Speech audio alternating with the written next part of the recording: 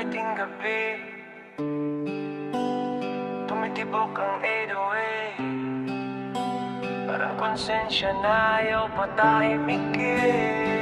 Lalaki naglalakad sa loob ng ingay, hindi naghahanap ng tama, hinahanap kung bakit mali ang tahimik. Bitbit niya ang mga salitang hindi sinasama sa misa ng araw-araw, kasi hindi raw mabenta ang totoo kapag walang kaakibat na palakpak. Bato sa dibdib, hindi sa bintana, kasi ang kaaway hindi na sa labas kung anong itinanim sa loob ng tao. Yun ang umaakyat sa mukha niya sa oras ng gipit.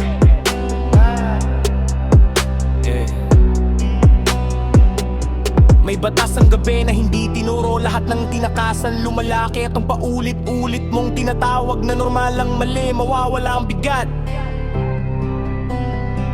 Pero hindi ang epekto.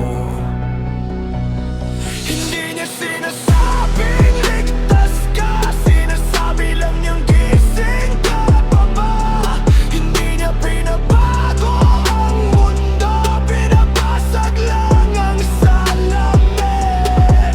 Kung masakit ang refleksyon, huwag sisihin ang ilaw.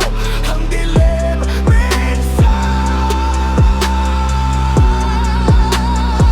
hindi ka away babala. Sa ilalim ng ilaw na palyado may pilosopiyang walang libro. Ang ani may alaala, sabi ng lupa sa paa ng tao. Kaya kahit gaano kataas ang bakod, kung bulok ang ugat babagsak. Hindi lahat ng nagtatayo bumubuo, yung iba marunong lang magtakip ng bitak. Hindi siya malinis, kaya totoo. Hindi siya mahimik, kaya delikado. At hindi siya galit, pagod lang sa paulit-ulit na kasinungalingan.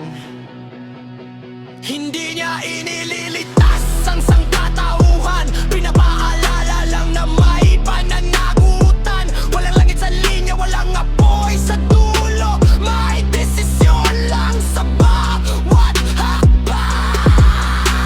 Kung ayaw mong marinig ang mensahe, lunurin mo sa ingay. Pero tandaan, kahit anong lakas ng bass, may puwang pa rin ng konsensya.